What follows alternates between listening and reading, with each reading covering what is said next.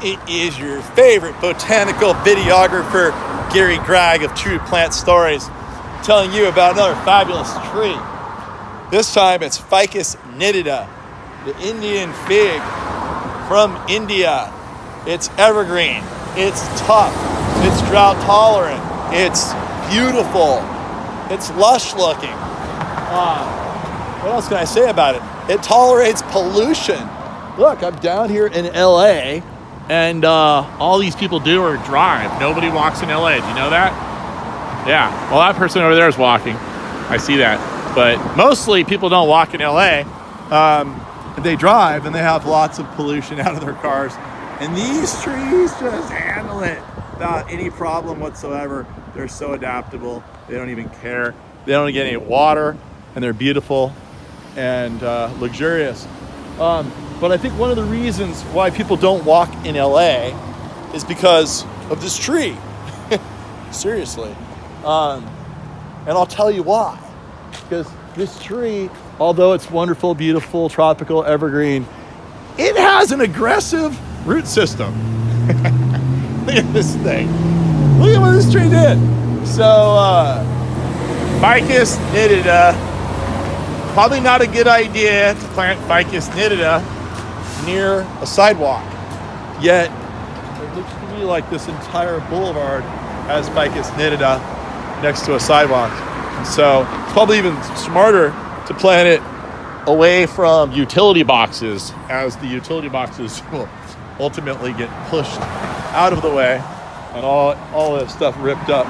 So, so if you're going to plant Ficus nitida all by itself, give it some space. Now, sometimes these Ficus nitidas are actually planted as hedgerow plants for privacy. And remarkably, they don't have as, I think eventually they're going to have this root problem. They don't seem to have it as much because it's almost like there's like way more competition. Like there's only so much photosynthesis happening on these trees. They're also hedged.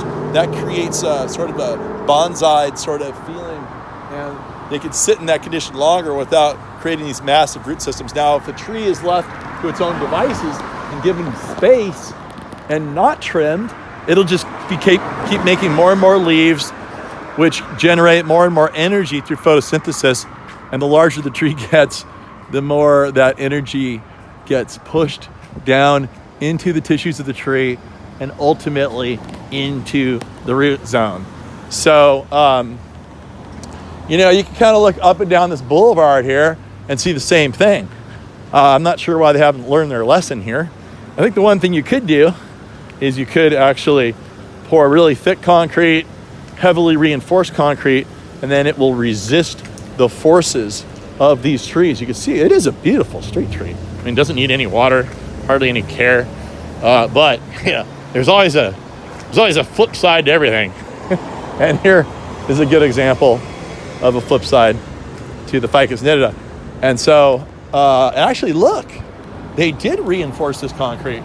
This concrete looks like it was tied into the curb, and these things broke apart. I think that's what they did. But the one good thing about Ficus nitida, if you were a big fan of Evel Knievel as a kid, you would know how much effort it took to make those jumps that you would build for your bike. Well, you won't have to do that if you plant a Ficus nitida in the right spot, because it can actually make the jump for you. As you see here, we've got a fantastic jump that was completely built by Mr. Ficus tree. And so I'm going to leave you with me catching a little bit of air off of Mr. Ficus nitida. Don't get me wrong, it's a fun little patio tree. You got to keep those roots confined. You got to trim it, maybe even root prune it. Use it as a hedge maybe where temperatures stay above 25 degrees. Other than that, it's a great tree. But again, be careful where you put it, because it's going to get out of control unless you want a big jump.